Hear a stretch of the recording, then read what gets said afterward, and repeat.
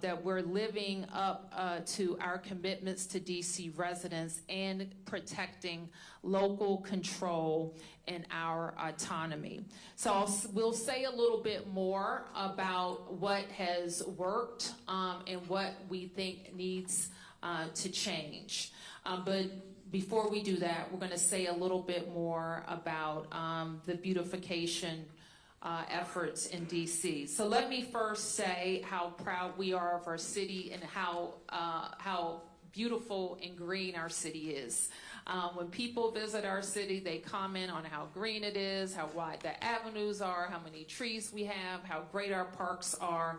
And it is an effort that we take great pride in as city officials. Our teams, of course, include DPW, DDOT, DGS, Parks and Rec. And our teams work with federal partners. The map you see, I think all of the red is federal parks.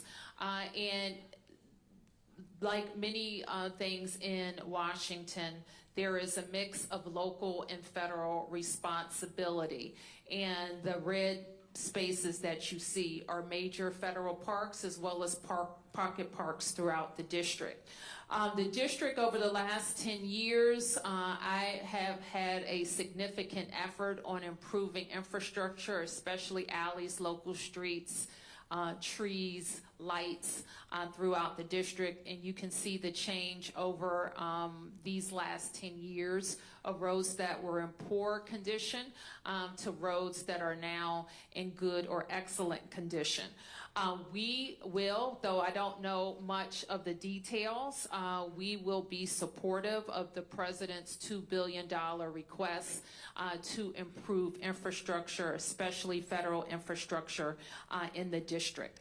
So I want to move on now to talk about homelessness and our efforts to help people who are experiencing homelessness, who are in encampments, or who are on the street.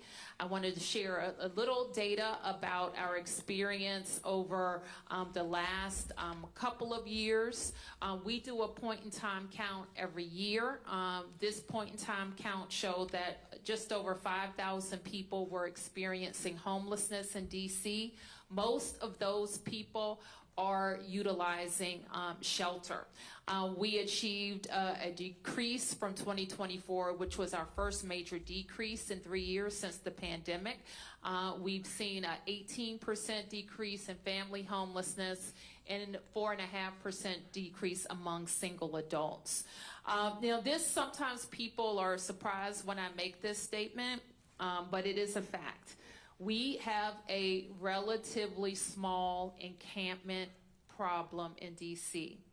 It, however, is highly visible. And we spent a lot of time with our outreach staff at encampment sites trying to connect residents to services. It is among the most difficult human services issues of our time. Connecting people who are frequently have very significant mental health issues to services and getting them to voluntarily accept services. So you'll note that in January 23, this was the height, we think, of our encampment proliferation with 94 locations. By 2025, that was down to 74 locations. The number of people we believe were in those encampments at the height were 294 people, down to 128 people by July of 2025. So what we're doing now, there has been, and it is also our belief that our system can accommodate everybody inside.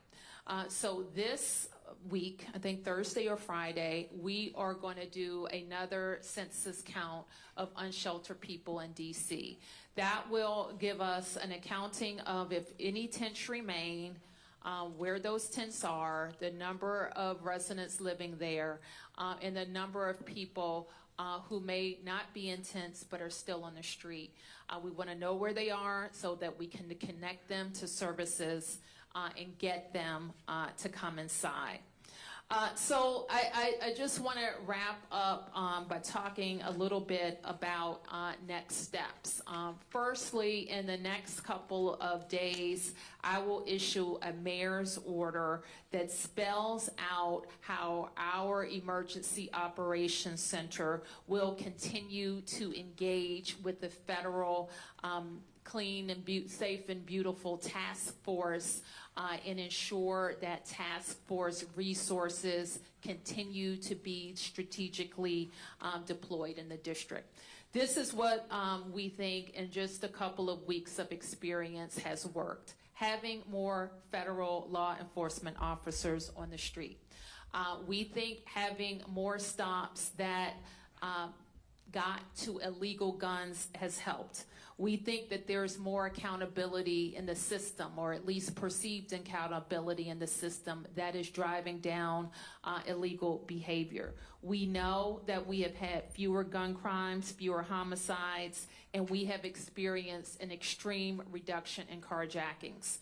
What we know is not working is a break in trust between police and community, especially with new federal partners in our community.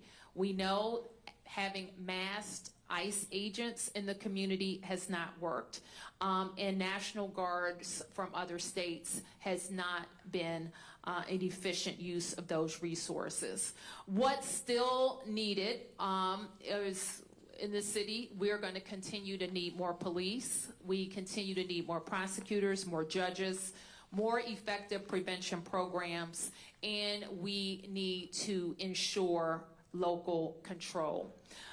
We also know what has helped us in the last 2 years drive down crime numbers. We looked at the ecosystem similar to the changes we saw in the police numbers. And we advanced legislation, the council advanced legislation, but we know there's more to do. We will continue to work with the DC Council and the Attorney General on legislative changes that will promote more accountability. We will approve the police contract to retain our force strength and look for other ways that will help us recruit and retain high-quality officers. We will offer a hiring and retention bonus to help us shore up our path to 500 new officers. And we, of course, are focused on ensuring accountability throughout our system. There are other non-law enforcement things that we will continue to focus on to promote safety, including unifying our violence intervention programs, increasing the capacity of our homeless services programs, making sure we're providing more mental health services to youth and adults, and delivering a new residential youth treatment center. Now, while this isn't a work stream of the federal task force, we include it in all of our discussions, and that's how we recharge the district's economy. You have covered a lot the problem with the CR that caused us, the most recent CR that caused us to have to cut $1 billion from our budget, which in fact impacts our ability to quickly pay raises for firefighters and police officers. We are also very focused and working with the feds on stabilizing the federal workforce, accelerating land transfers where it makes sense, modernizing federal leasing, and other specific DC incentives that will promote our economic growth and recovery from many of the changes in our federal landscape. So that is a quick update, quick-ish update on where we've been in the last 2 weeks and where things stand. So with that, we'll be able to take a few questions. Let me get you, please. Thank you. Rocco with Channel 9. Yep. Mayor, it says that there have been Two questions. There have been more than 1,500 arrests. Can we make the distinction between, or how are we quantifying between a federal arrest or an MPD arrest? And then another question for Chief Smith. Chief Smith, I think we made it clear that there's a trust that's been broken because some of the lines are being blurred when people on the street see MPD and federal agents responding maybe to the same scene. Perhaps to you it's clear who's doing what, but to the community it's not. How do you build that trust after the surge? So let me just answer the question on these data represent MPD and federal arrests, but maybe not all federal arrests. Okay? And Chief, you want to talk about Christ? Sure. Just the second question with regard to building community. We've come a long ways, I believe, here in the District of Columbia with police and community. We know that there is some work for us to do once the surge ends. We need to make sure that we are in our communities again. We're still there. We're still working with our community, and we're still creating, if you will, a space where we can have Q&A and answers with regards to our federal partners. We have worked with our federal partners. This is nothing new. We just have an enhanced presence, right? One of the things that I shared maybe a couple of weeks ago is that we have been specific in the locations where we would like for our federal partners to support us in with respect to those areas where we've seen a little bit of high crime. And we placed them there in those locations with us to support those efforts. Yep. Right here. Mm-hmm. Good afternoon, Felicia Ashley, ABC7. In talking with Community and Interactions, the Joint Task Force just sent an update yesterday that MPD made a request to have Joint Task Force staffing at certain metro stations as relates to where school areas are at the start of school. Can you elaborate on what that partnership will look like and also your intention and hope behind that request as well? So with respect to the metro stations, I think that's really Metro Transit because I don't have oversight over the metro stations.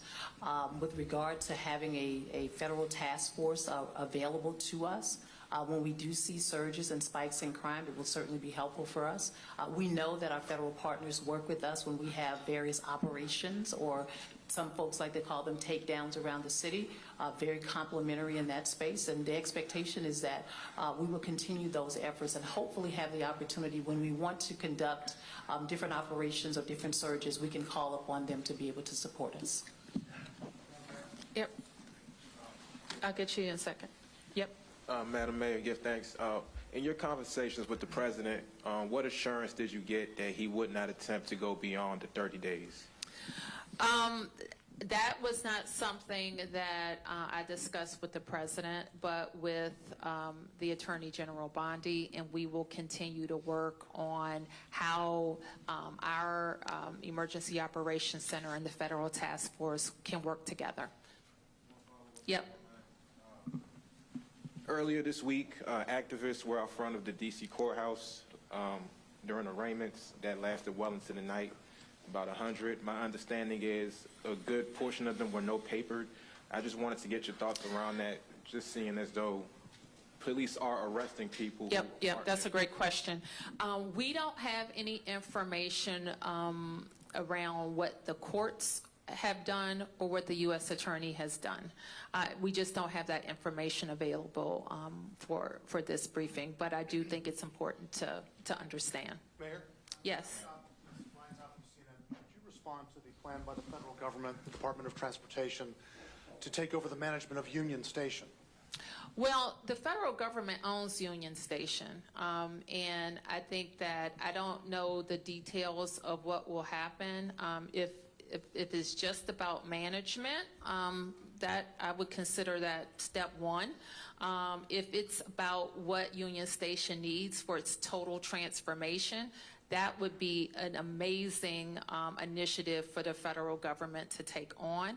I have had a very early conversation when I visited the president during his most recent transition about Union Station and how that could represent a very significant and good investment for this region. Mayor? Yep. Hi, Tom Fitzgerald from Fox 5. We've seen some remarkable scenes from the people of Washington, D.C. over the last couple of weeks, reacting to the situation, dealing with the situation. The protest in front of the courthouse was mentioned. When you've looked around the district, What do you have to say about how the people of Washington have reacted over the last couple of weeks? I think DC residents are being, what I would expect from DC residents to be very focused on autonomy, local control, and their neighbors. So I think DC residents are very concerned about each other, and they're very concerned about their rights as Americans. So yeah, I think DC residents are defending their city, they're promoting their city, and they are giving me ideas, talking to me, and trusting my judgment. Yep. Yes, Chief Smith, Randy Bass with DC News Now. Can you speak to any kind of hesitation that we might be seeing in the community when it comes to working with not only MPD, but working with federal law enforcement, creating that community connection, and any kind of hesitation when it comes to seeking out emergency services right now? Well, what I can say, with our communities, our team is still working. We're still doing community outreach. We're still having the programs and initiatives that we typically had prior to the surge. I mean, clearly there is some hesitation, obviously, with some of our community members, which is very important to me that my team, myself, that we are educating our communities on the relationships that we have with our federal partners. Again, I'll emphasize that the relationships are not new, right? It's just an enhanced presence. And what we want to do is to make sure that we're educating our community members on how to engage with law enforcement when they come in contact with law enforcement for any reason. And we still want our community to reach out to us, right? Because like I said, MPD, the Metropolitan Police Department members are here. They're doing a fantastic job every single day in the community, and we want our communities to continue to have that trust with us when it comes to different type of activities that's going on that we need to know about.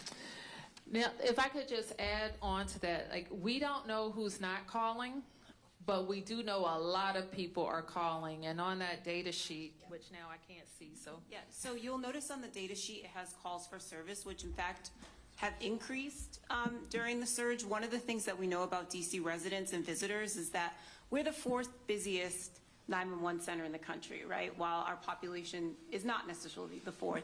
So we encourage people to continue to call, continue to call or use 311. And that MPD continues to be our primary, this is our local police department that responds to calls for service. And so for those who feel hesitancy, although you can see a lot of people don't, those calls are quite high, that we'll continue to work with with MPD outreach, but all of our ANCs, our MOCRs, and everybody, for those who feel hesitancy, to continue to encourage engagement, because we do want people to continue to call when they need help. Let me go this way, and I'll come right over to you guys, okay? Yep. 2 questions. First of all, for the mayor. President Trump had said in prior days that he may look at a national emergency to keep the surge going, and then recently said that he doesn't think that is necessary. Do you think this is going to end after 30 days?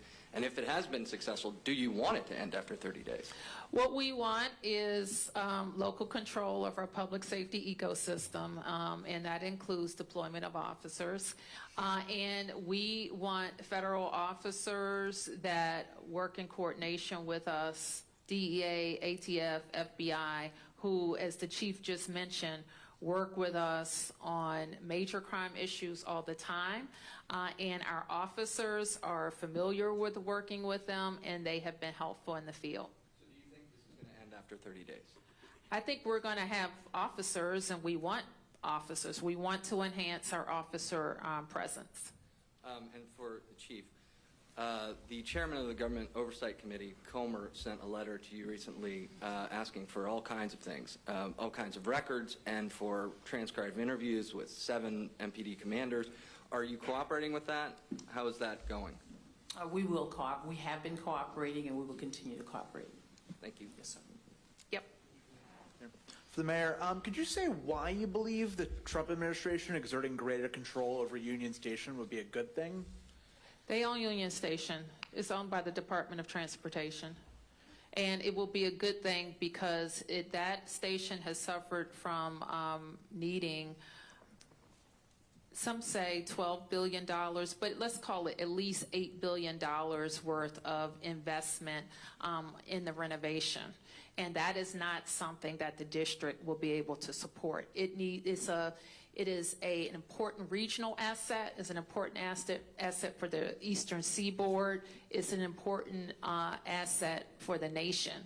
So it is appropriate, in my view, for the federal government to make the necessary investments in the transformation of Union Station. Do you know whether or not they plan to make those investments? I don't. It's not in any current budgets, and it hasn't been for as long as I've been familiar with the plans. It has suffered from not being able to get the money that it needs for the renovation. Yep. Just Scott Gemmell with WTOP. Two questions for the mayor. First, what can you share, if anything, about the president's conversation regarding city roads, medians, infrastructure? He's been critical of those. And secondarily, possibly for the chief as well, how could you all be sure that MPD officers wouldn't be making the arrests that you showed on that data screen without the federal surge? Say that. Can you give me that last question again? Sure. Just how could you be sure that MPD officers wouldn't have made all of the arrests that were illustrated on those charts without the federal law enforcement surge? Well, we know, and I'll turn to let me just turn to the chief about some additional deployments that could have been made. Let me put it this way. If there were 500 additional MPD officers, that same activity, arrests, and gun recovery would have likely been made. That's it? That's it. The infrastructure, roadway criticism. Oh, the infrastructure and roads. I think that it was a very high-level conversation, and I wouldn't say it's any different than what he's already said about roads, medians, and grass.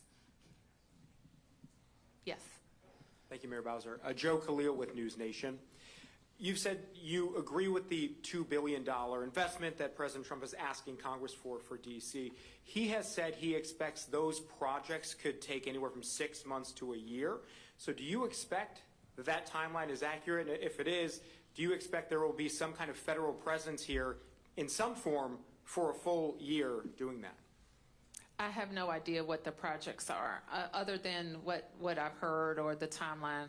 Our experience with those type of projects is they take long, but I couldn't comment on that because I don't think there's been a listing of projects. And you've acknowledged here that some of the crime has come down significantly in the federal takeover here. There are surge in the surge. Federal surge. Excuse me. There are several other cities President Trump has floated also for potential National Guard presence. A lot of those cities' leaders have pushed back on that. Would you recommend that they accept the Guard or federal resources as has happened here? Let me just say this. We're unique. I'm the mayor of Washington, D.C. My comments relate to Washington, D.C. And we are unique in that we're always going to have a different relationship with the federal government because we are the seat of the nation's capital. And so that's different. So I wouldn't comment or extrapolate to any other place. This is what we are dealing with. And what was that your whole question? Okay. Yeah.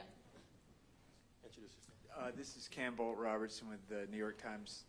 Chief Smith, and y'all kind of answered this a few minutes ago, that the operations that are unfolding are very much what y'all would be doing if there were 500 MPD officers. But given, you hear a lot of folks in some of these neighborhoods who feel, a lot of stops and searches, what's in your pocket, all this kind of stuff, and these are strangers, they don't recognize them, they're not local police. Your initial concerns about trust, do you feel that the way these operations are being done are exactly what MPD has been advising the federal partners to do, or do you concern that it's a little bit too aggressive, and do you have worries of what effect it might have on communal trust going forward? I think anytime you have an influx of anything, there is some concern, and especially in this case where we've built relationships with our community and now we have additional law enforcement officers present, which is why it's really key and important for me to make sure we have the Metropolitan Police Department officers aligned with our federal partners. Some of the things that you're seeing is some of the ask and requests from community. Community wanted to see more traffic stops. They would like to see more police officers present in various communities. And so what we've done has been very strategic and thoughtful about taking into account some of the requests and also making sure that in areas, I'll just use for an example like the traffic safety compliance checkpoints, right? I've heard since I've been here over and over again that officers are not conducting traffic stops, and so we initiated the traffic safety compliance checkpoint in order to ensure that we can educate folks about traffic and traffic safety. Number one, opportunities for us to ensure that we are getting guns off of our street if guns are present. And then number two, making sure that our operators are operating the way they should based on vehicle traffic laws. And so I don't think we're doing anything any different in that space, with the exception of the fact that we have an additional surge, if you will, of police officers, and we'll continue to do that. If they're here, we will utilize our federal partners in spaces and places where we have heard from our community, and when we've looked at our own data and analysis in areas across the city where we know that we've had a certain spike in crime, and we'd like to see that reduced. And what you've seen over the last 2 weeks is the efforts with having an additional 500 or so officers supporting us in that area. If I could just, I want to maybe go in a bit more detail, and I'm wondering from the slide if we can pull up the data chart again, because I do want to highlight, it's a complicated slide, so I want to make sure, since you all have a copy, it's read well. So when we look at, in any circumstance, has there been a change in crime reported? We can slice it and compare it different ways. So the one you see in yellow is the most traditional way that we and other people compare crime now to when we ask ourselves, how are we doing? Which is we compare how crime is now to the same period of time in the prior year. The reason for that is that crime can be seasonal, so we want to have a consistent basis for comparison. In the yellow, you see the most traditional comparison that we have, which is over the period of time in which we've had a federal surge this year, what did it look like last year? And so you see fairly precipitous declines, particularly in robbery, carjacking, and overall violent crime. If you were to go to MPD's website and look at crime cards and look at violent crimes with a gun, it'll more or less mirror the robbery, about a 60% reduction in crimes involving a gun when we look at the period of time now to the past time. But then, because of the scrutiny, said, well, what else, how else do we look at it? So if you look at to the right of the slide, you see, well, let's compare within this year. Look at the 20 days since the federal surge compared to the 20 days prior. And the way to read those numbers is not based on last year, but recognizing we already had good momentum coming into the federal surge, and it made it better. And so on the far right, and I'll just sort of look at the violent crime, the very far right was sort of the year-to-date prior to the date of the surge. It was down about 26%. And as a result of the drops we've seen during the surge, you see it tick upwards. And the most significant manifestation of this we really see in carjackings, which, as the mayor said, is a crime that strikes fear in many people because you can be targeted quite randomly. And that's where we've seen the largest impact of nearly a 90% change when we look at what's happened during the past 20 days and what looked at this in the past year. So that's for the totality of that slide. Okay, who hasn't? Mark? Thanks. Mayor Bowser, I'm wondering if you could put some meat on the bones of your conversation with the president, particularly what you told him about, I mean, did you thank him as you did here? I mean, basically, this has been pretty pro-surge press conference briefing. This is pretty pro, we have seen reductions in crime. And this comes just after President Trump said, Mayor Bowser better get her act straight or she won't be mayor for long. So I'm wondering if this is in response to that, what you said to the president, what he said to you, did you push back at all? Because while, yes, the numbers are down, when we look at what's happening in the streets, there are a lot of neighbors who are really upset and not happy about seeing masked federal agents. You didn't say anything about the detentions of ICE, what's happening with those people, if you're doing any tracking, if you're doing any. So I'm just wondering about that conversation, and if you gave any pushback to the president about the intrusion on home rule, and and what he told you as to what to expect in the future. Mark, let me say we had a, what I would call a courtesy meeting with the president. I had following a substantive meeting with the Attorney General, who is his designee on this issue, along with the Chief of Staff. And I'm not going to talk about the details of that conversation. You have seen what I have laid out in terms of our concerns, and you have seen what I have laid out in terms of the benefits, and that is the huge number of federal law enforcement, not National Guard, federal law enforcement, that have enhanced NPD's deployment capacity. Did you push back about the masks at all with either the Attorney General or the President about these law enforcement agents not wearing name tags? Mark, I'm concerned about masks. And so while I'm not going to give you like a rundown of every word that was said in the meeting, you can be assured that the things that we are very concerned about, we are working on a resolution for. And what about the ICE detentions? You haven't said much about those at all. Do you have any numbers on that, on how many people have been detained? And are you tracking who those people are, what's happening to those people? We do not have any information on anybody who was detained by ICE, as far as I know. And I am concerned for sure because we think anything that we do and anything that we're going to ask federal partners to do is focused on violent crime. Mayor, about the economic impact of those ICE detentions. I'm sorry, I don't know who's speaking. Okay. Okay.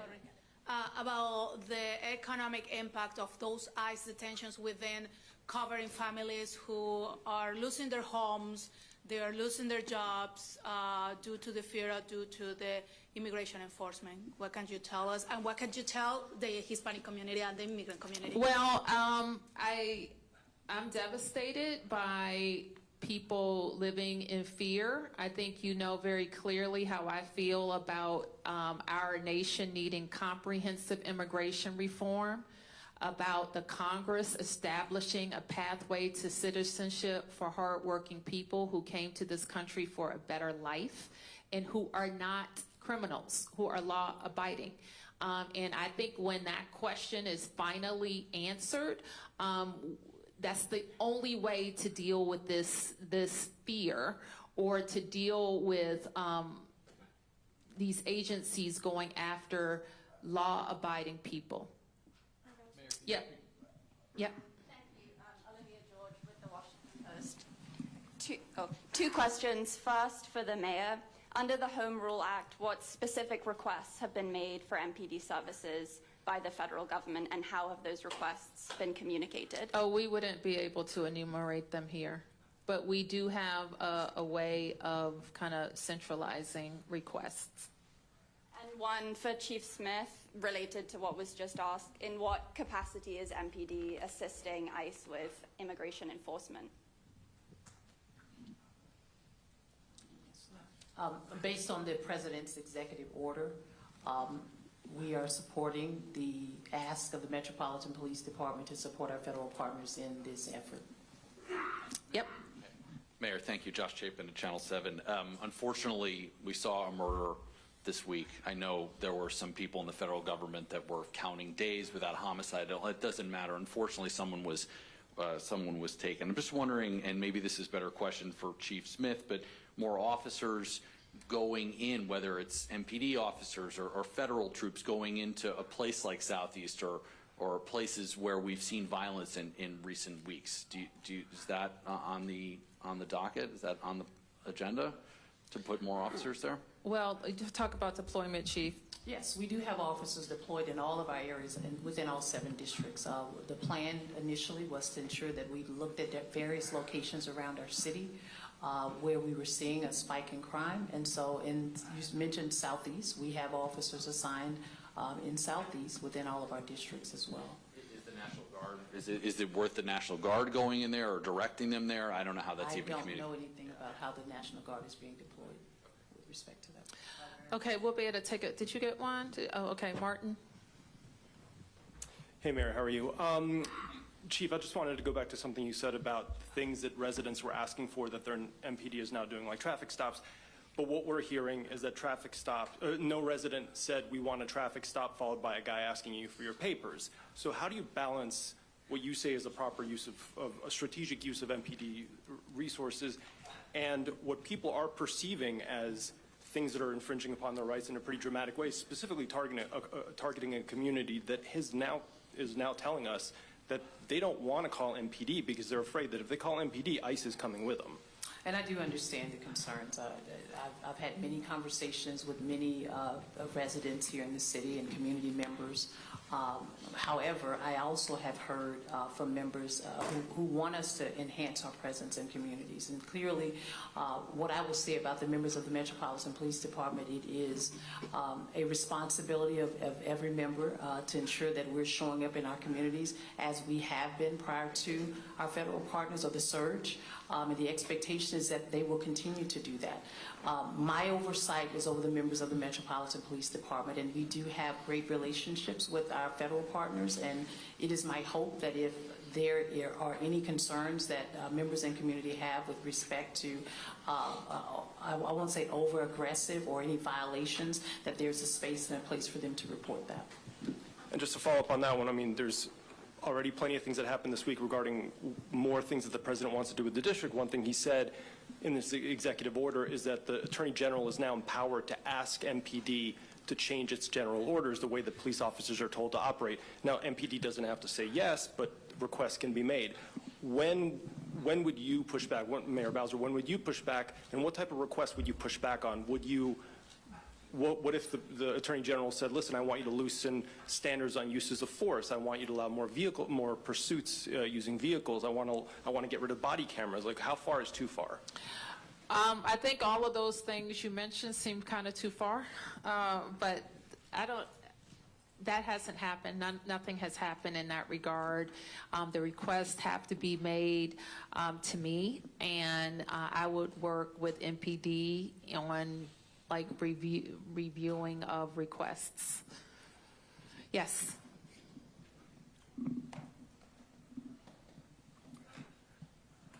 Mayor Bowser, this morning there was kind of a volatile situation in Mount Pleasant with federal officers accompanied by MPD conducting an operation and being surrounded by, according to witnesses and people we had on the scene, enraged, screaming residents right in their faces with, according to what we saw, MPD officers trying to explain things and keep the situation calm. But it was a very volatile situation. How concerned are you about an escalation in this, as you've spoken about the breach of trust and the tensions rising? Well, I feel strongly that DC residents know their rights and know how to engage in a way that is lawful. Yes. And so this morning's incident that you referenced was our criminal apprehension unit, which oftentimes throughout the course of a week will execute arrest warrants or search warrants. And in this particular case, they were doing what they would typically do any other day. And while they were there, we had about a significant number of protesters to come out in the neighborhood. We were able to maintain calm. The numbers decreased. I think when I say numbers, the numbers of protesters decreased, and we were able to affect the efforts that we were intended to affect during that time period. Okay, yes, I'm going to take a couple more. 1, 2, 3, 4. 1, 2, 3, 4. Okay, 5. All right. Hi, thank you. Fabiana Rincon with El Tiempo Latino. This might be also for Chief Smith as well. Given the confirmed priorities of collaboration between the MPD and federal officers, can you provide an update on DC's status as a sanctuary city? The council, the law is in place. There's been no change to the law. If you're referring to the sanctuary values, there's been no change. And on Chief Smith's order, with collaborations between federal officers, especially with suspects outside of custody, does that impact the execution of the council order mentioned? So when you say suspects outside of? Or collaboration with providing information and even transportation of those outside of custody? We're still doing that. Yep. Mayor, the D.C. Police Union supports this federal surge. They have been relentless in saying that the police force will be in a free fall, their word, until the Police Reform Act is repealed by the D.C. City Council. They believe that police officers don't want to come work here because of what the council did.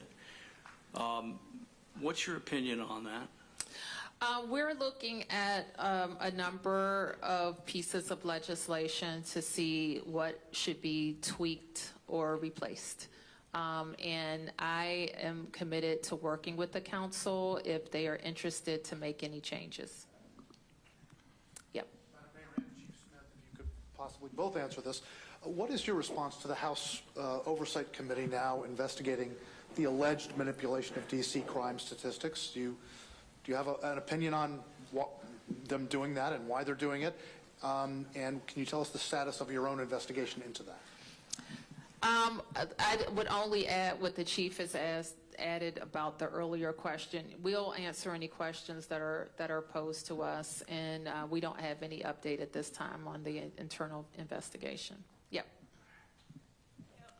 Anne-Marie Kucha with Street Sense Media. Can you give a little bit of your reasoning behind doing the emergency count? Is there a concern that people have been arrested or have moved out of the district in large numbers, people experiencing homelessness? I think our concern is that people have moved around the district. We think, I think the number I reported is that we think that, well, we know that about 81 more people have come into shelter. We don't necessarily know where they came from. They could have come from encampments. So we think that people have moved around. And will the results of that be shared with the federal government? And is there any concern that they could use that to then target homeless encampments? We don't expect that we're going to have homeless encampments, and we are going to work to make sure that people can come into shelter. If I could just add, some of the purpose of doing the point in time count again is there's been anecdotal conversation, anecdotal stories about people believing that there are changes, and there may be changes. And those anecdotal stories are anything from encampments, have they moved from downtown core to neighborhoods? Are there fewer of them? Have more people taken shelter? So it's an attempt to cut through the anecdote and really get a sense of, given we're 20 days into a focus on homelessness in addition to crime, and quite frankly, that the city has made available additional shelter capacity. What does the numbers really sort of see at that? We're not collecting names for those who haven't done a point-in-time count. There's no names collected. It is really just individuals identifying those who are unsheltered or are homeless on a particular given night. Are you still going to be doing the full demographic survey or just counting? Just counting. Okay. 1, 2, 3, 4. You have the final question, okay? Yep. Hey, Mayor Bowser. Hi. Liz O'Gora, Kilrag. We're hearing from a lot of residents fears that are described ranging from tension to a sinister feeling like a horror movie, whereas you can hear the music, something bad's about to happen. What do you say to those residents who are having these feelings even as they try to go about their normal lives during this federal surge? I'm not sure I'm qualified to answer that question because I know there's a lot of anxiety. There's tremendous anxiety in the district. When I look and I see residents putting things on social media or neighborhood chats, I know that there is a lot of anxiety. There's a lot of anxiety with kids going back to school, with writing. So I know that there is a lot of anxiety, but I also know there's a lot of anxiety in our nation. It's anxiety over people being able to pay the bills or pay their electricity bill, or, I looked at what I spent last year on school supplies versus what I spent this year. So there's a lot of anxiety, and what I've told everybody is that we all have a role to play. Your role or that of my constituents is different than the role I have to play, but we all have to play our role in advancing and protecting our democracy. Yep. Beatrice Peterson, ABC News. Mayor Bowser, I was wondering if you could talk a little bit about an estimate about how much this federal surge is costing. Is MPD doing overtime? Is there support from local agencies? How much money is being spent? MPD always does overtime, and so I don't know that we're going to have a distinction with this surge or not as it relates to MPD overtime. One benefit of the IMTM setting up the Operations Center, and I didn't get a chance to introduce Clint Osborne earlier, who leads DCH-SEMA, but HSEMA acts as our incident command for this new structure. And we are able to track expenses. Yes. Mayor Bowser, I'm Arthur Delaney with HuffPost. You mentioned a conversation with the Attorney General Pam Bondi about the 30-day time period. Are you expecting them to let this run its course at that time? Could you expand on that conversation at all? This is what I know, and I can't speak for them, but we will be prepared to take advantage of additional federal officers, to focus on the beautification, to support the federal task force when that time period expires. We will be prepared as a city. Mayor, nice to meet you. My name is Carlos, Univision. Hi, Carlos. What is your message to nervous Hispanic workers?